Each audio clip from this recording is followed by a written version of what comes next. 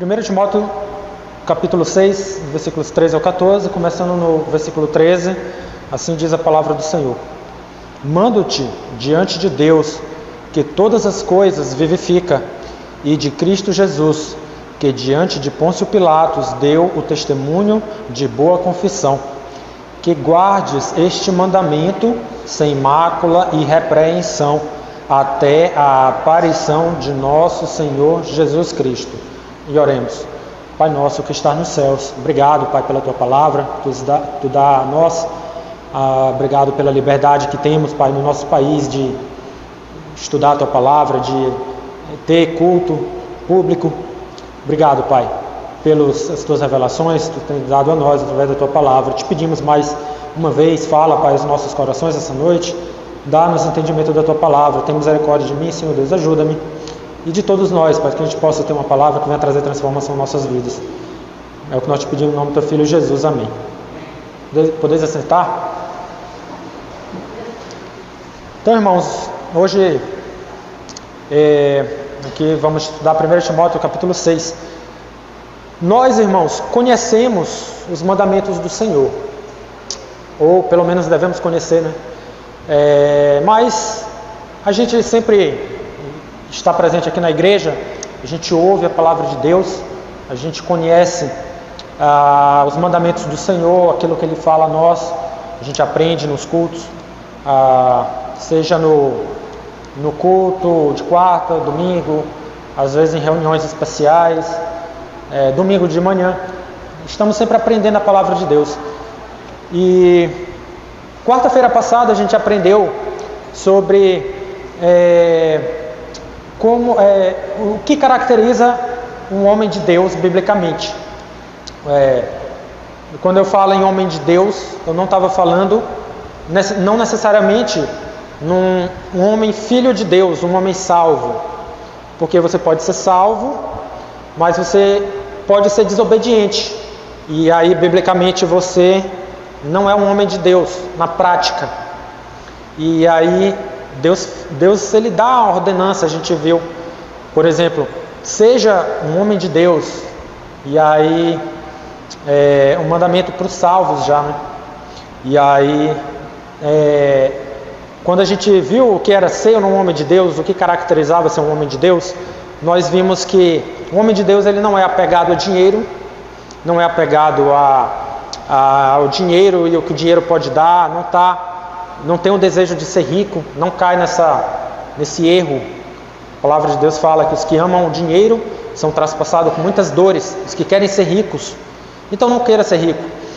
E a gente viu também que o homem de Deus ele prega a verdade e prega a palavra de Deus, ele não se contenta, ele se expõe, ele vê aquele que não entende a palavra de Deus, que está crendo em coisas erradas, de outras religiões, crendo que a salvação é por obras, ou que crê que a salvação não existe inferno.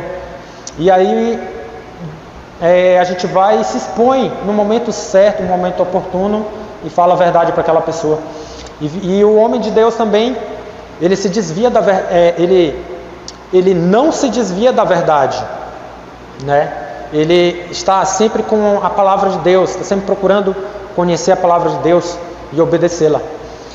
E quando a gente lê no versículo 14, o apóstolo Paulo falando para Timóteo que guarde este mandamento sem mácula e repreensão.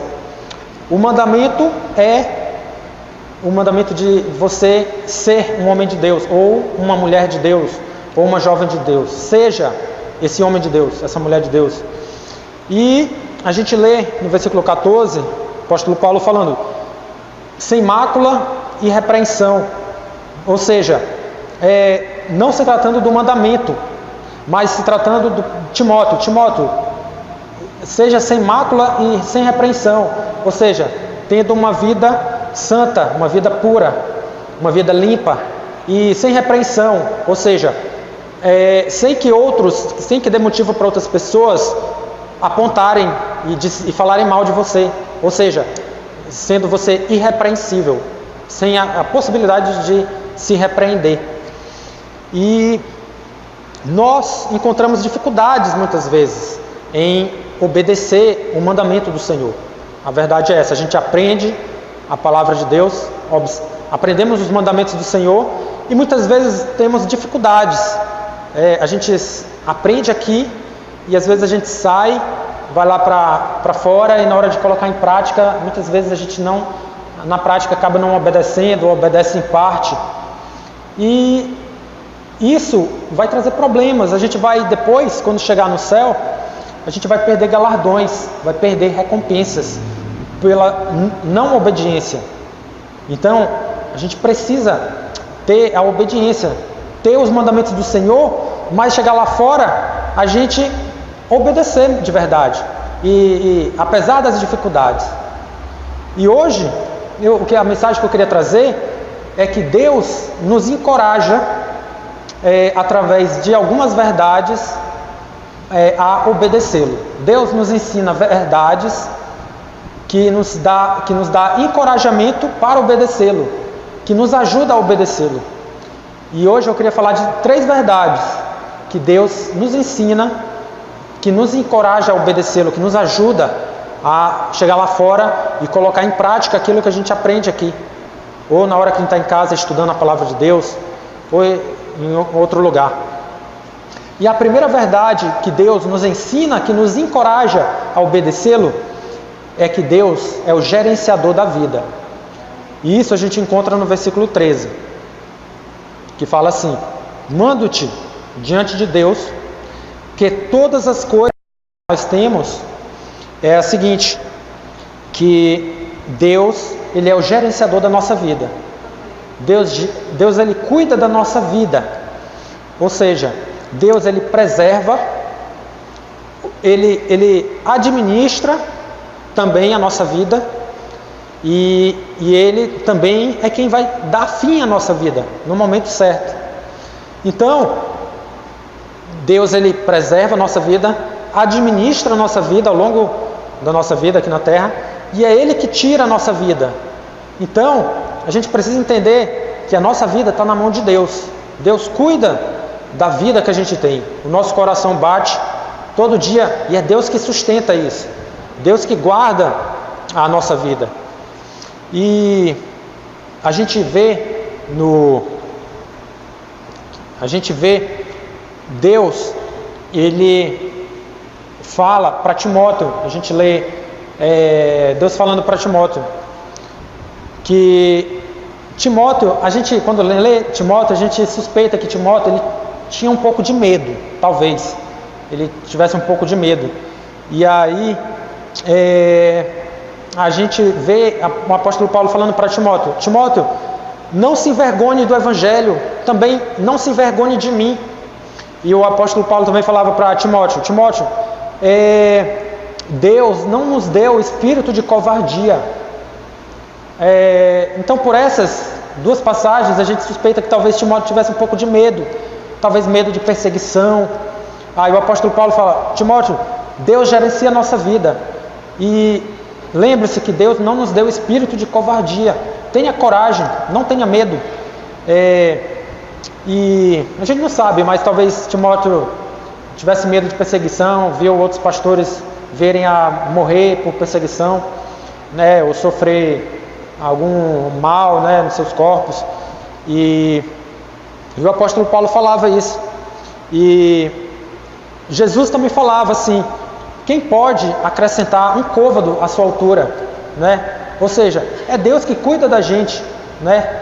A gente não precisa estar preocupado com as nossas vidas, porque Deus Ele está cuidando da gente, Ele administra a nossa vida, né? A gente não precisa ter medo de sair para a rua para levar a palavra de Deus para as pessoas. A perseguição vai vir, mas Deus Ele vai cuidar da nossa vida. E se Ele quiser, por acaso a gente for perder a nossa vida, na verdade não é a realidade do nosso país. Se você for num país como a Arábia Saudita, for evangelizar lá, você deve perder a sua vida, né? Mas assim, o que eu quero dizer é que Deus Ele vai cuidar da gente. E caso aconteça de você perder a sua vida, seja por doença, ou por qualquer coisa, ou por uma perseguição, vai ser porque Deus quis, vai ser no tempo de Deus. Então a gente não precisa se preocupar.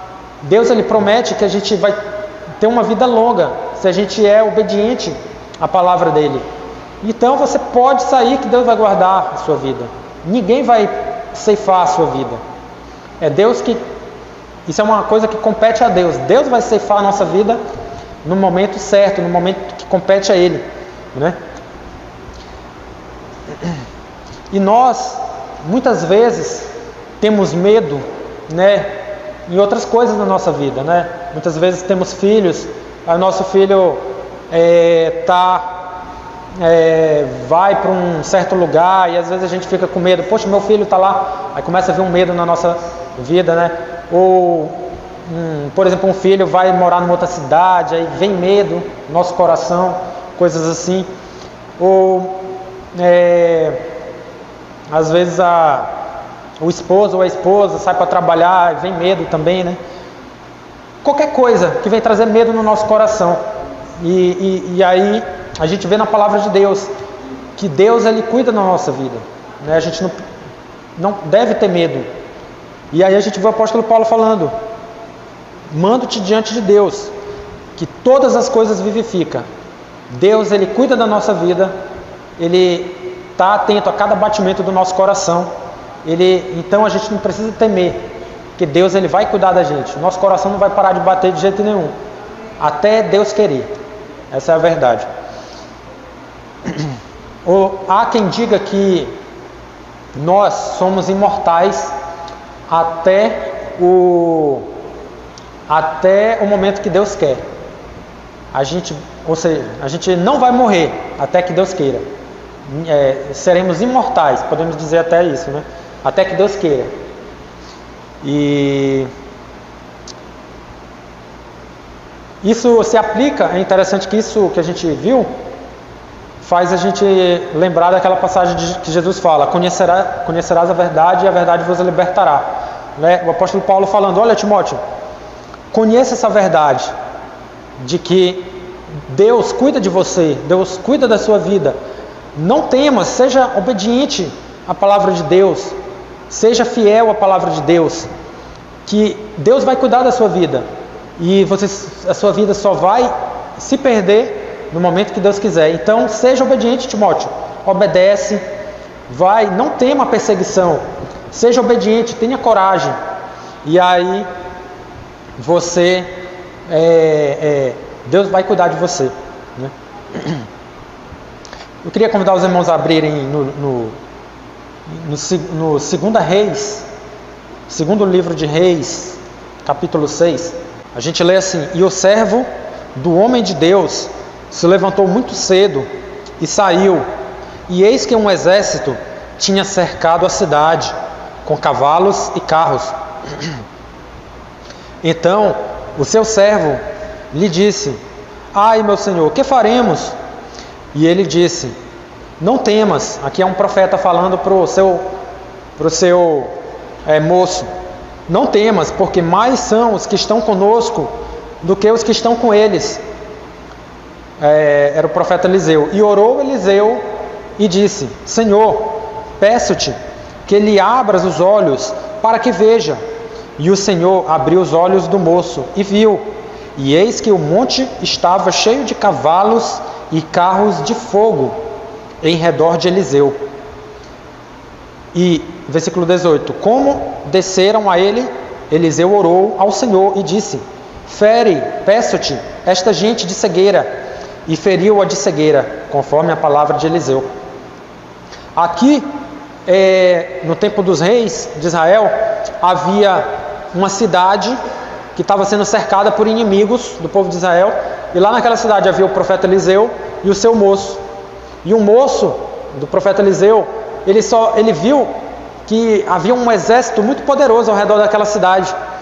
E aí o moço falou para o Eliseu, que era o profeta: ai, meu senhor, que faremos agora? Estamos cercados por um grande exército, vamos morrer, o que faremos? Aí o profeta Eliseu orou ao Senhor e pediu: Senhor, abre os olhos do moço para que ele veja. E aí os olhos do moço se abriu, e aí ele viu carros e cavalos de fogo que estavam entre o exército e aquela cidade. Ou seja, eles estavam protegidos por anjos altamente poderosos, né?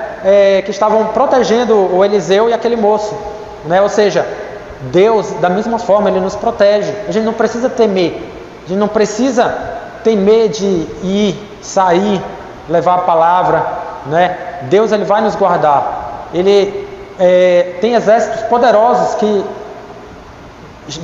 estão conosco, né? Nesses momentos de o que o Senhor disponibiliza para aqueles que estão servindo a Deus, né? Ali a gente tinha um Eliseu servindo ao Senhor. Também no livro de Isaías, queria mostrar o capítulo 36, Isaías 36, no versículo 1 e 2, assim fala a palavra do Senhor. E aconteceu no ano 14º do rei Ezequias, que Senaqueribe, rei da Assíria, subiu contra todas as cidades fortificadas de Judá e as tomou. Então o rei da Assíria enviou a Rabsaque de Laquis a Jerusalém, ao rei Ezequias, com um grande exército. E ele parou junto ao aqueduto do açude superior, junto ao caminho do campo do lavandeiro. Ou seja, tinha um grande exército ao redor de Jerusalém no tempo do rei Ezequias. E esse exército, vamos agora para o versículo 37, capítulo 37, versículo 36, que fala assim: então saiu o anjo do Senhor e feriu do arraial dos assírios a 185.000 deles. E quando se levantaram pela manhã cedo, eis que todos estes eram corpos mortos. Havia um exército de 180.000 pessoas, e a palavra de Deus fala que havia um anjo do Senhor, e aquele um anjo do Senhor foi capaz de matar 180.000 soldados de uma vez só. Ou seja, irmãos, Deus, Ele é muito poderoso. Um anjo só do Senhor matou 180.000 homens de uma vez só, soldados, um exército poderoso. Ou seja, a gente não tem que temer nada. Deus guarda a nossa vida. Deus, a gente vê na palavra de Deus que são muitos, a gente não tem o número certo, mas são muitos e muitos anjos que o Senhor Deus tem. E aqui nessa passagem, 180.000 homens foram mortos, eram inimigos do povo de Israel, que estavam afrontando a Deus, né, blasfemando contra Deus. E aí Deus, com um anjo só, matou 180 homens, um exército lá poderoso. Ou seja, não devemos temer, né? Eu queria falar agora da segunda verdade que Deus nos ensina para nos encorajar a obedecê-lo. A segunda verdade que Deus nos ensina para nos encorajar, nos ajudar a obedecê-lo é que Jesus Cristo é Rei. O Senhor Jesus, Ele é um Rei. Ele é o Rei dos Reis. E onde a gente vê isso?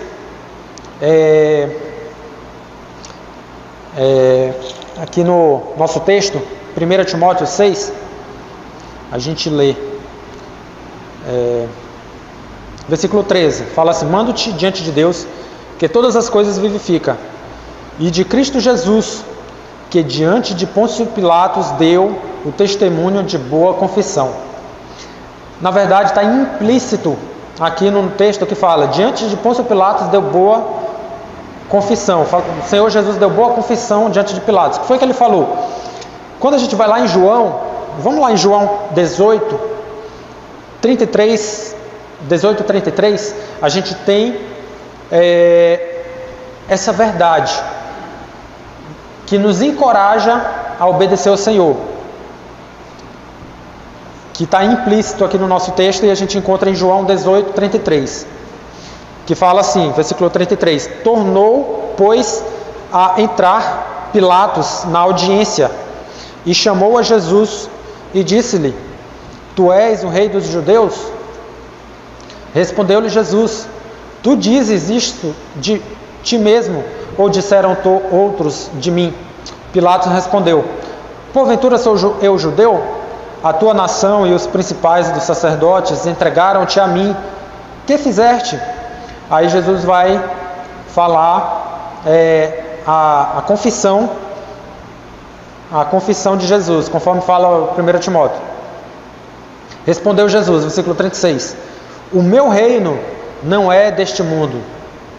Se o meu reino fosse deste mundo, pelejariam os meus servos, para que eu não fosse entregue aos judeus. Para isso nasci, e para isso vim ao mundo, a fim de dar testemunho da verdade. Todo aquele que é da verdade ouve a minha voz. Então Jesus falando: eu sou rei, eu para isso nasci, né? Para isso eu vim ao mundo. Então, a segunda verdade que nós temos, que nos encoraja, é que o Senhor Jesus ele é rei, né? Como isso nos encoraja, né?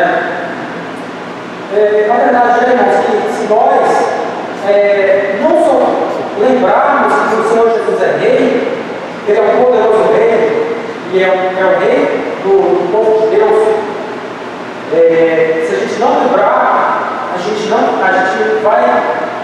vai obedecer o Senhor. A gente vai acabar não obedecendo o Senhor Jesus. A gente vai acabar obedecendo o quê? Outros reis. Que outros reis? Existem outros 3 reis que nós não devemos obedecer. E na verdade são falsos reis. Né?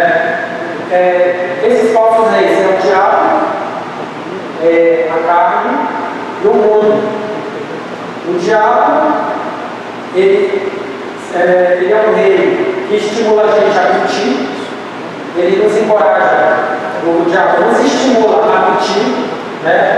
A gente vê isso na palavra de Deus, lá no exemplo de Ananias e Safira, que mostrava Satanás, ele encheu o coração deles para mentir.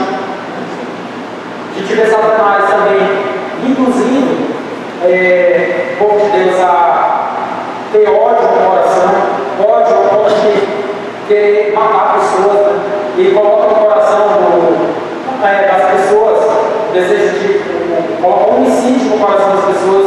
As pessoas sentem ódio, né? E a palavra de Deus fala que aquele que odeia seu irmão é homicida, né? E o Satanás ele trabalha dessa forma, né? Querendo colocar ódio e o desejo de matar as pessoas, né? O que mais o diabo faz? O diabo coloca no nosso coração desobediência, né? A gente vê isso no Gênesis, onde Satanás falando para Eva, né? Deus tinha dado um mandamento para Eva, não coma do fruto, aquele fruto proibido. E aí Satanás ele coloca dúvida na palavra de Deus, e aí ele induz você a desobedecer a Deus. Ele coloca dúvida naquilo que Deus falou. Deus falou isso mesmo? Não, Deus não falou isso não, Eva. Então Satanás ele nos induz a mentir. Se você mente, é porque Satanás está sendo seu rei naquele momento. Se você é desobediente, Satanás está sendo seu rei. Se você sente ódio pelo seu próximo, Satanás está sendo seu rei naquele momento. E Satanás, o diabo, ele também nos induz a abandonar a fé, nos induz a apostatar, a ser apóstata e a abandonar a Deus, né? Duvidar do que Deus fala na sua palavra. Você começa a surgir dúvida: será que isso aqui é verdade? Satanás, ele trabalha nisso na sua vida, né? Essa palavra é verdadeira. Não se deve ter dúvida. Satanás ele coloca dúvida no nosso coração com relação à palavra de Deus. E Satanás ele também, esse falso rei, né? Se você não souber que o Senhor Jesus é rei, né? Se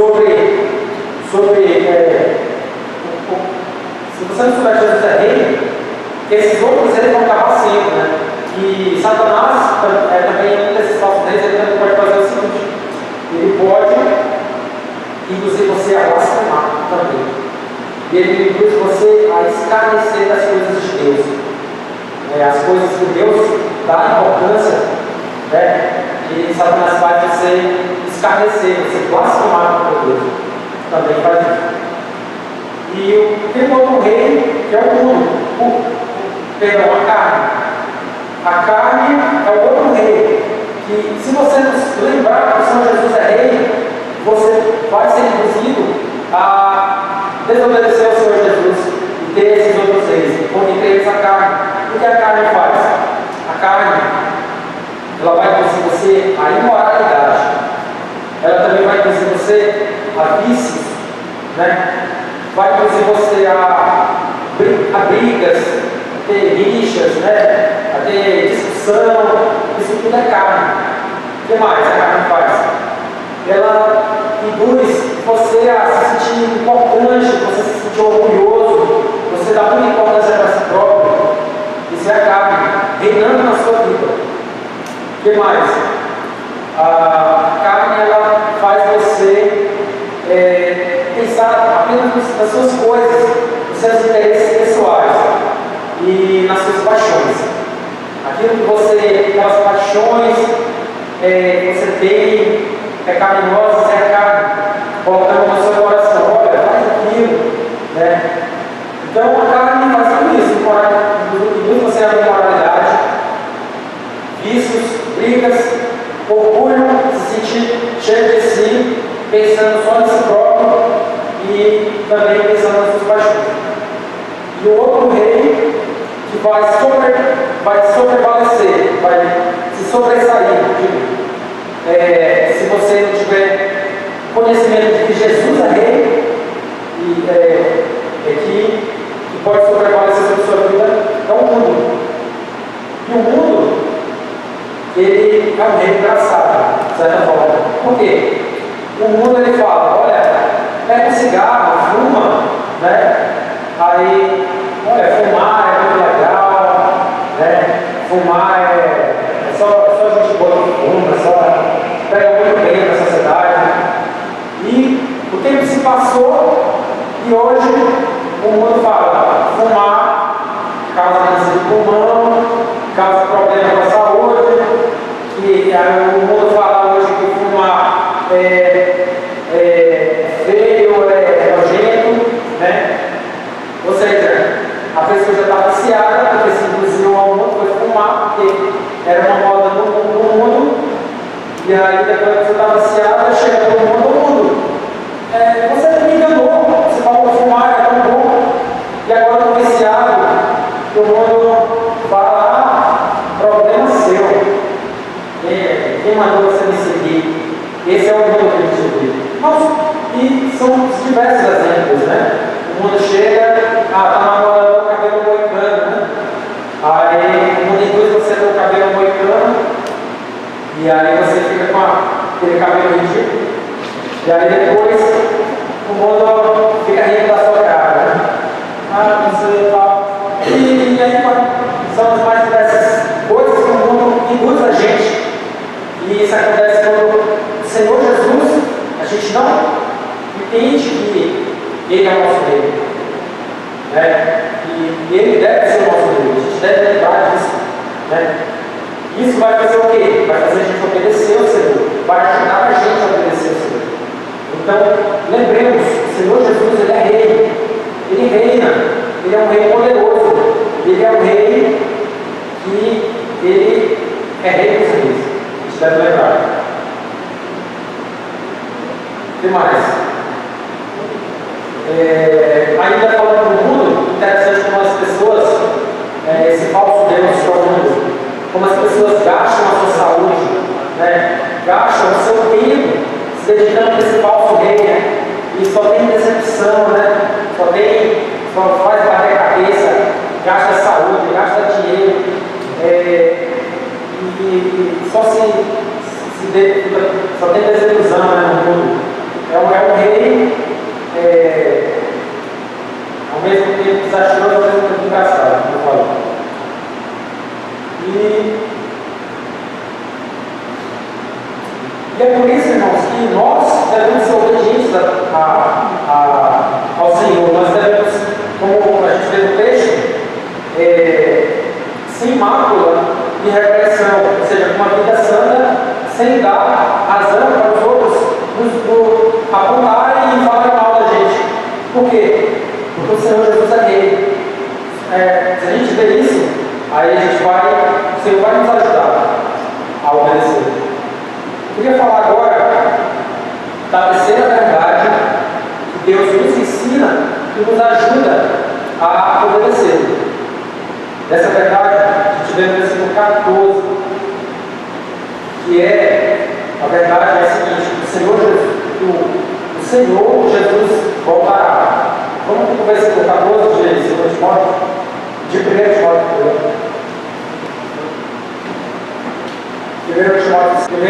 Timóteo 6, 14 fala assim: que guardes este mandamento sem mácula e repreensão, até a aparição de nosso Senhor Jesus Cristo. Então a gente vê aqui, até a aparição de nosso Senhor Jesus Cristo, até a vinda do Senhor Jesus. Então aqui a gente encontra a terceira verdade que o Senhor nos ensina, que nos ajuda a obedecer, que nos encoraja a obedecer, e aqui o Senhor Jesus voltará.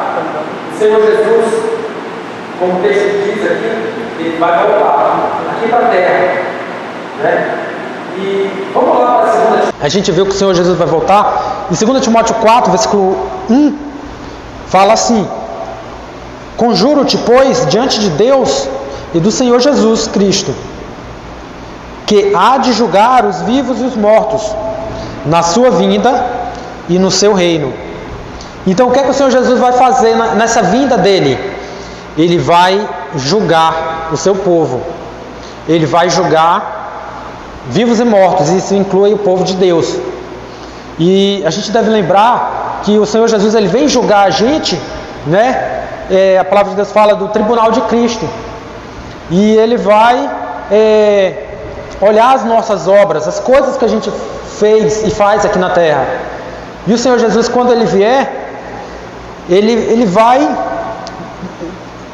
deixar tudo claro, assim, ele vai ver as nossas obras e vai ver o que a gente faz. Ele vai expor: olha, você foi fiel, você não foi. E ele vai julgar a gente. Ele vai ter um julgamento, né? E é interessante que a gente vê na Bíblia que houveram vários profetas, né, no Antigo Testamento. Vários foram os profetas, né?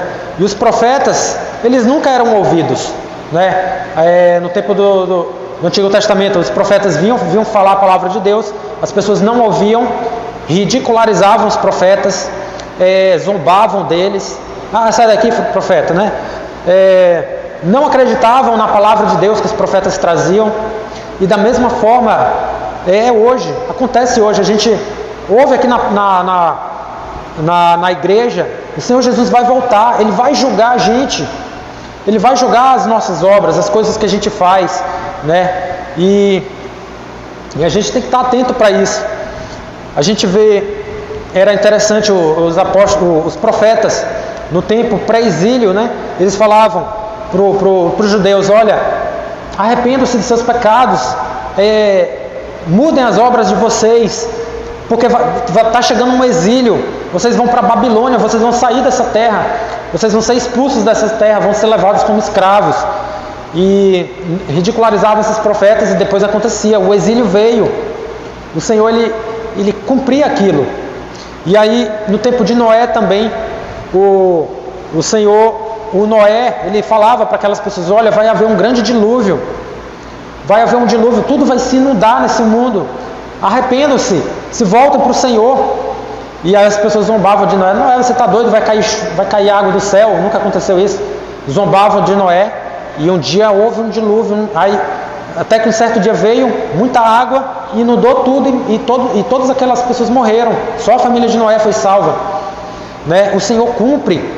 E da mesma forma, irmãos, hoje, né? Hoje Deus usa a gente, hoje Deus está me usando como profeta, e ele, não profeta como a gente ouve por aí, né? Mas não no sentido amplo da palavra profeta, né? Se eu chegar aqui e falar para os irmãos que eu tenho uma revelação aqui, por favor, me tira daqui de cima, não deixa eu falar nada, porque aí eu já estou sendo antibíblico, né? Mas assim, não no sentido amplo da palavra, mas no sentido de trazer revelação do que Deus revela na palavra dele e trazer a verdade para vocês. Nesse sentido, Deus está me usando como um profeta para vocês. Assim como Deus fala através do nosso pastor, traz verdades, e Deus, a profecia que Deus fala, que Jesus está voltando, e Ele vai voltar, e Ele vai julgar a gente, vai julgar as nossas obras, né? E muitos irmãos nada fazem, ouve a palavra de Deus, sai lá para fora e não põe em prática a palavra de Deus, o aprendizado que a gente tem aqui.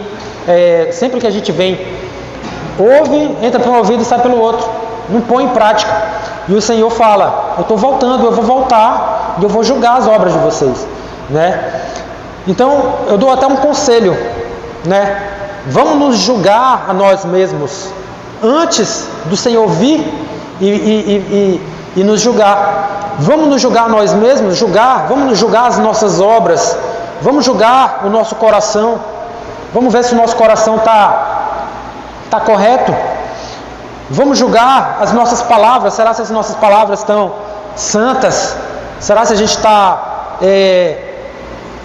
falando palavras corretas, falando a palavra de Deus? Vamos julgar os nossos pensamentos antes que o Senhor venha e nos julgue, porque Ele vai nos julgar. Vamos julgar a nossa vida cristã, o nosso serviço para Cristo. Será que eu estou servindo a Deus? Será que eu estou fazendo a vontade de Deus? Será que eu estou fazendo a obra de Deus? Aquilo que o Senhor me ensina aqui na igreja, será que eu estou fazendo mesmo? Vamos julgar, porque o Senhor vai vir e aí Ele vai colocar tudo na mesa. Olha, você fez isso, você não fez aquilo. Então vamos julgar antes que o Senhor nos julgue. Também o nosso trabalho, o nosso dia a dia, seja no trabalho, seja nos estudos, no lugar que a gente estuda, como é que a gente está vivendo nesses lugares, né? Será que a gente está glorificando a Deus, a nossa vida? E até nos nossos papéis como filho, será que eu estou sendo um bom filho? Será que eu estou sendo um bom pai, uma boa mãe? Né? Será que eu estou obedecendo os mandamentos do Senhor no meu papel de mãe, no meu papel de pai, né? No meu papel de esposo, de esposa, né? Vamos nos julgar antes que o Senhor venha e nos julgue, e aí a gente perca galardões, né? Chegar no céu e perder bênçãos, né? O Senhor vai nos julgar e aí a gente perde. Mas se a gente se julgar antes, a gente tem a chance de chegar lá e mostrar as obras para o Senhor. Amém? E